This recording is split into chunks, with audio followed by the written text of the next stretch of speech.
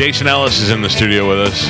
Made it. It bothers me that we're the same age. That you're in such good shape. The minute you walked in the door, I was like, please say he's like 38. And you were like, I'm 53. And I'm like, God damn it.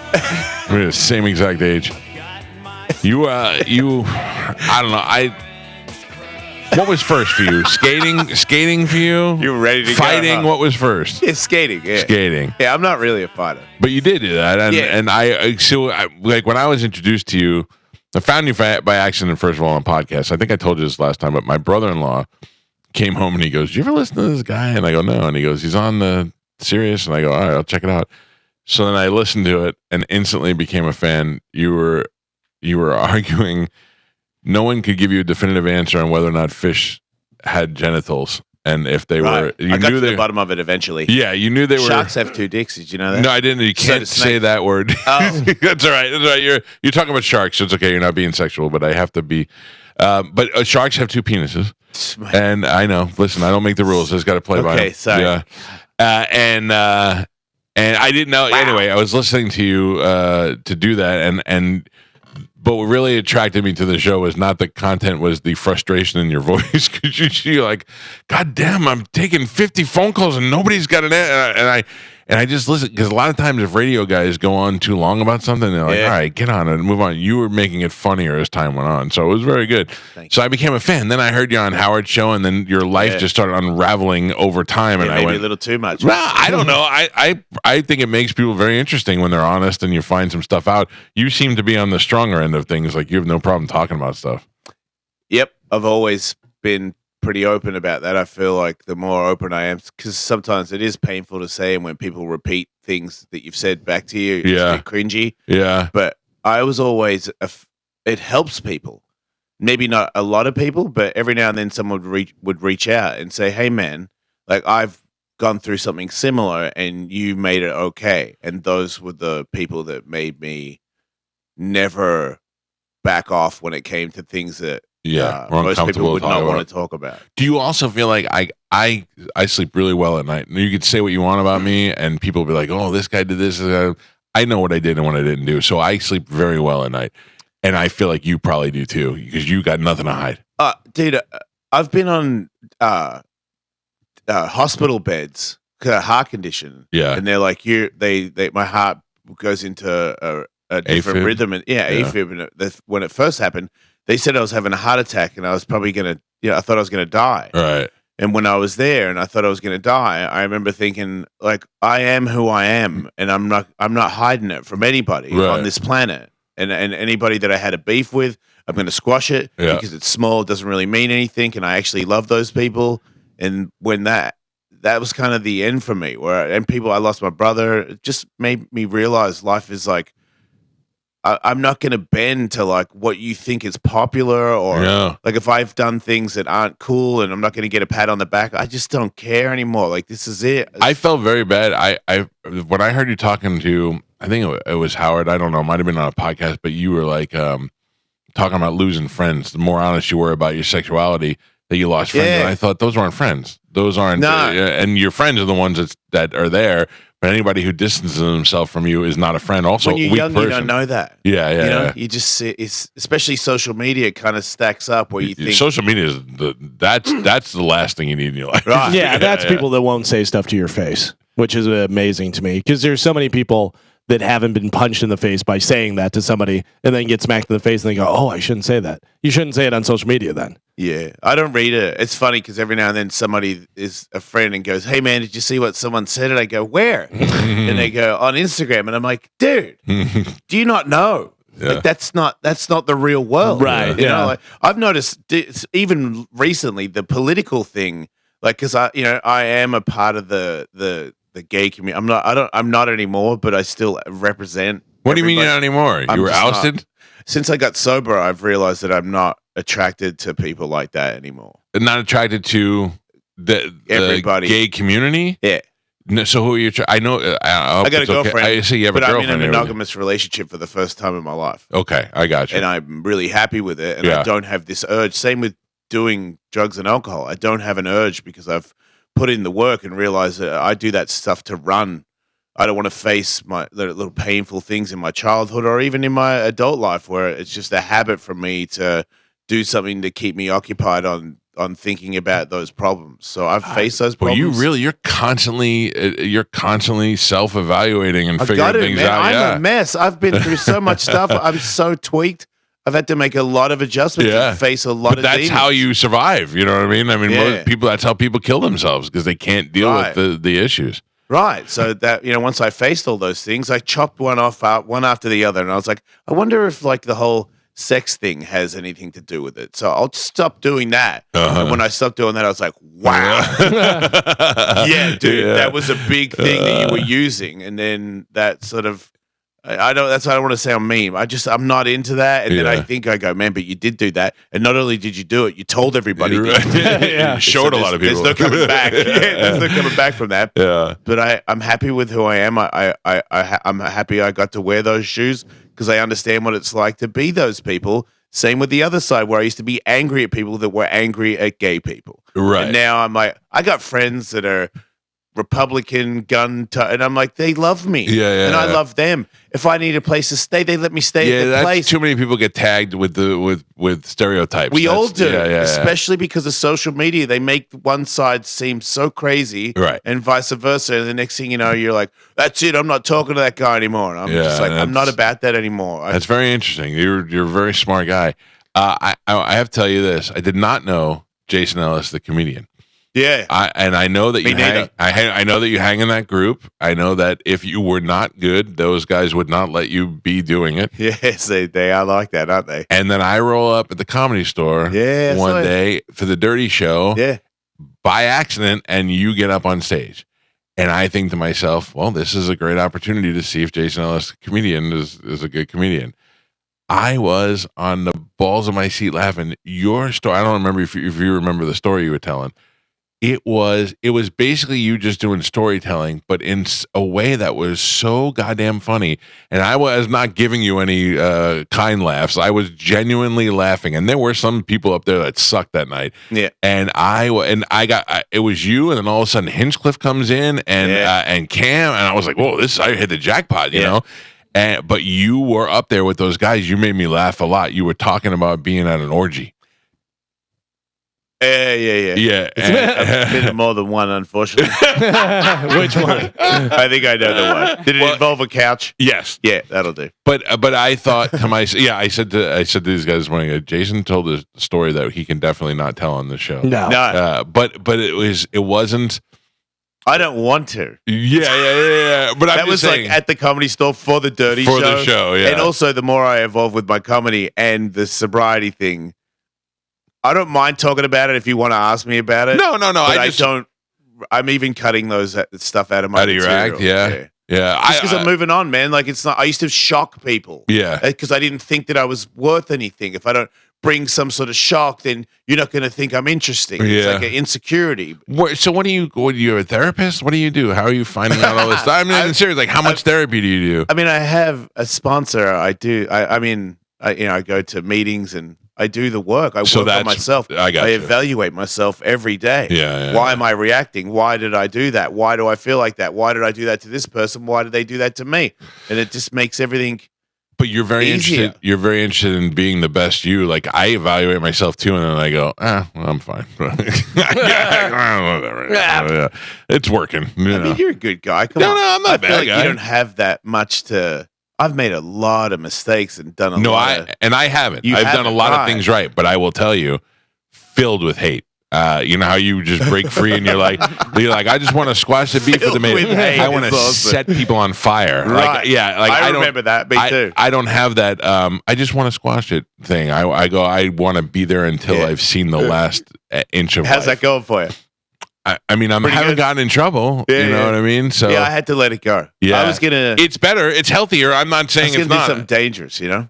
I think yours comes from traumatic life incidents. Yeah. Mine is in my blood. I think my father is a maniac, and I think I got a lot of my maniac. But my father was a maniac with me, so right. You know, so I don't have the bad end of that. I only have the good end. It might make it a little different. Yeah. Listen. I love hearing about your life. You are one of the most interesting people, and it's only interesting when you're not afraid to tell the truth about everything. Yeah, it's a weird thing that people are. Yeah. I don't know. I think it's social media. I also think it's like gang mentality. You say something, and then a bunch of people think it's funny to pick on you for that thing. But I just don't care. Like I know I got my friends that love me. I got family, and I love them, and I'll do anything for them, and vice versa. And that's all you need in life. I feel like wisdom with age. Like you get older and you realize what is important in my life. And I'm like, a bunch of people pat me on the back that don't know me, even fans that love me. Like, you don't know me. Yeah. And it's like, I think you're great. I'm like, thank you. Yeah. I'm not like, I think it's cool. It's like I've lived and died. Like, skateboarding was the thing where it's like, I am a skateboarder. I am forever. That's how I see myself. Sure. And now it's over. I'm too old. I'm not that good. Neither is Tony Hawk. I love saying that. But people who like, hey, why don't you kiss me and get me a coffee? That's not even his wife. How you like that? Well, that's weird. Okay, I don't want to talk about it. Each to their own, I guess. Hey, that is. It's a long story. That is no, it's not. That sounds way gnarlier when you say it like that. It's not as hot as you think. That is my former cleaning lady, if you will, but she's also a very good friend of my wife and my family, and one of my coworkers' wives. So what does she clean? She's not cleaning anything. She just happened to be in the neighborhood, and she texted me and said, "I'm going to Starbucks. Do you want coffee?" And I said, "Yeah." She's just she's a nice person. She is one of those people though that like you ever see those TV shows where there's a marriage where they have like 3 or 4 wives? Yeah, that's my dream. Yeah, and not even for just sexual reasons. I want like my wife and I have been married for a long time. She's hot. She's a good wife, and I like her. But she won't do some of the things that I want to do. Like I want to go to concerts, and she's not really going to like the Orpheum to see a. This is casino wife. This is concert wife. This is make a nice barbecue when you invite people over wife. So who just brought me the coffee? She would be make me comfortable wife. Like she would make sure the house was clean and we had good food and all that stuff. Like she'd mother me. That'd be the kind of I need like at least 3. How do you ever get angry with a life like that? No, I really don't have a lot to be angry about. No, you really don't. I am grateful every morning. I get out of bed and I'm like, I'm still alive and everything is perfect. I have nothing to roll man. That's how. But you get angry because you're a baby. 100%. Ah, okay. 100%. Yeah, well, I mean, I do that. Yeah. I get very frustrated. I don't have tolerance for people's stupidity, and don't lie to me. They're just things like that. Like, just be honest with me. I'm very good. If you came to me and you were like, I just don't like you, I'd respect that more than if you were like going to pretend to like me just to come on the show. It's not the way of the world, is it? No, but plenty of people do that. I love when we have people on the show and I'm like, I know this guy hates me. It just makes me feel better.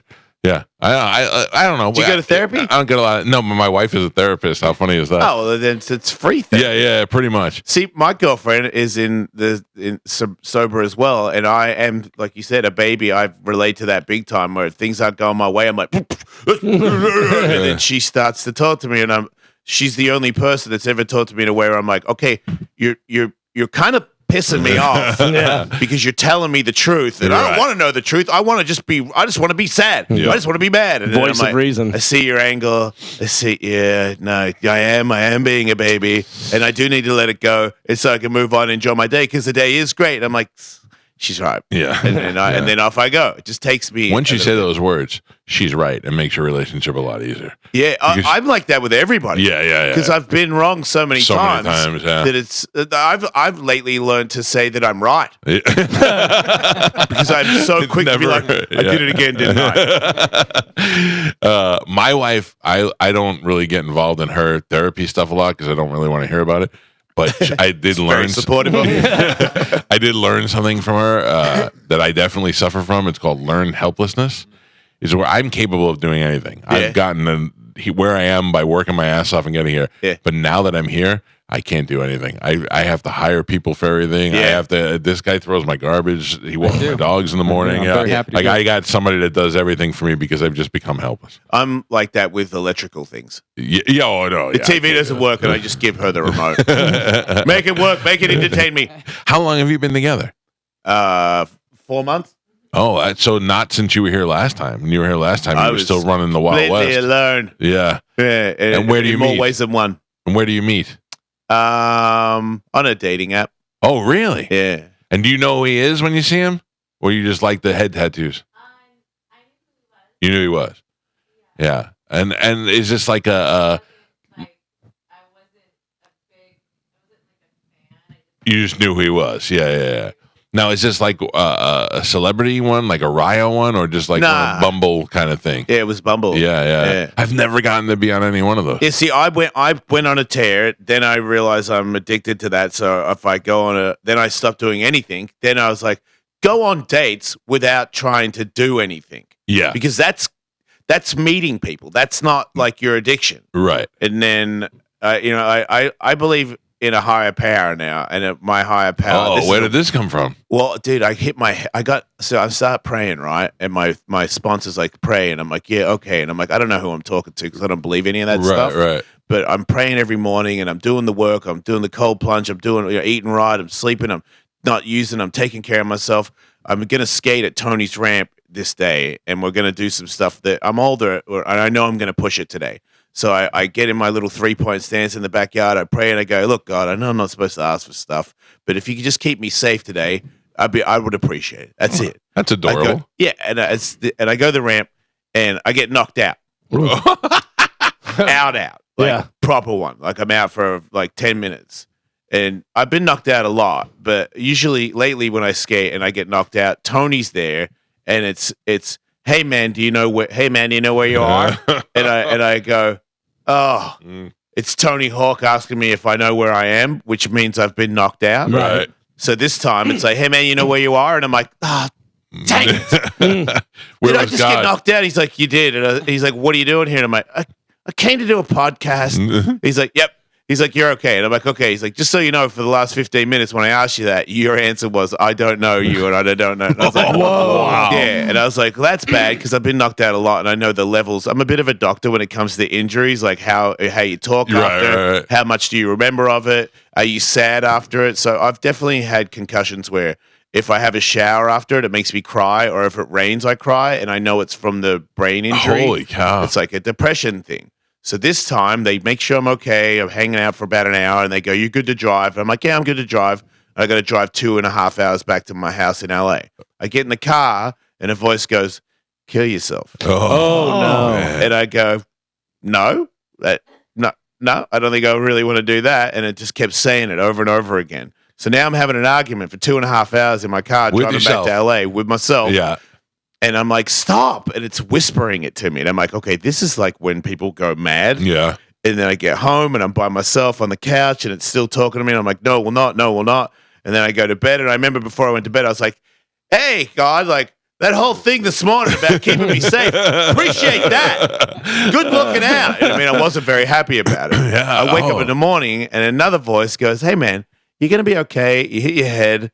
You bounce back. Just rest. Take it easy. Eat some food. It's going to be okay. And this is not, I'm not mythical people floating thing. It's just, to me, how I took it was that voice was distinctly somebody else. And it was like a good voice with that was taking care of me, that I would call God. The other voice that was telling me to do the other thing was clearly, I don't believe in heaven and hell. Right. Was the devil. It's just how I take it. It's how it worked for me. And since that day, when I hear the other voice or the other one, I know which one it is, and I make a very easy choice where it's like, which hey man, don't do that. That's just going to get you in trouble. And I go, thank you. Yeah. I will do that. Or the other one's like, hey man, why don't you grab and I'm like, no. I've heard you before. You're the one that wants me to kill myself. I'm out. And then since that day, I pray and I get the answer, and I don't hesitate when the good voice talks. I think old me was so angry and insecure and bitter at myself. I hated myself. So when I'd hear the voice of the bad guy, listen to that guy, I'd be like, hell yeah, let's do it. Yeah. And now that voice is creepy to me. And I don't, and ever since then, it's slowly sort of diminished. I was going to say, how often are you hearing that voice these days? Very rare that I hear the other one, because the other one knows how much I don't respect it. Right. Because it knows it has no chance. Yeah. It's like, why don't you get some weed, dude? And I'm like, yeah, right. Smoke yourself, dude. And then the other one is, Do you know, I find that I used to do this thing where I brush my teeth in the morning when I was a kid. Mm-hmm. I used to be afraid of Planet of the Apes. And I was like 5 years old. I was petrified, and I'd be afraid to look the at old one, right? The old one. Yeah. And I'd be afraid to look in the mirror while I was brushing my teeth because they would be behind me. I was 5 years old, and up until I was in my 40s, I thought of that every morning while I brushed my teeth. Not that I was afraid to look in the mirror, but I just thought of that. It was just like a scaring thing. Yeah, and then one day I talked about it on the air, and I never thought about it again. That just shows you about how the therapy and how working that stuff out, it really works. I mean, I didn't. It wasn't in my mind. I wasn't afraid to brush my teeth, but the minute I talked about it, it went away. Dude, it's facing it. Yeah. That's the thing. I have an analogy I got where it's like being in the dark. If you go deep into a cave and you get deeper and deeper, it gets darker and darker, so you can't see your hand in front of your face. You get scared. You start to imagine that there's things around that don't exist, and you want to come back out and see the light. And to me, doing drugs or having relationships where it don't mean anything is a part of coming back into the light. Yeah. I stay in the dark, down deep in there, and I face my fears, and then eventually your eyes adjust and you realize that it's not so scary down there after all. It's actually quite pleasant. Calm, yeah. And that's kind of what has happened where for 50 years I've just gone, that's too much, because I do have some darkness that a lot of people wouldn't want to face. Yeah. I mean, some things have happened to me where I'm like, nah, they didn't. Like, I can't face that they did. But now that I have accepted it, and I know that I'm not a bad person, right. I'm actually a good person, it's easy to exist now. That's the hardest thing, is that not putting that all on you. You know what I mean? Like, you're able to work your way through. Let me tell everybody. Which makes other people that have done bad things, I don't get as offended anymore, because I know they've been through stuff. Somebody's done something to them, and that's why they're acting that way. Yeah, see, I don't have that healing part of me. I'm like, that person has to die. Dude,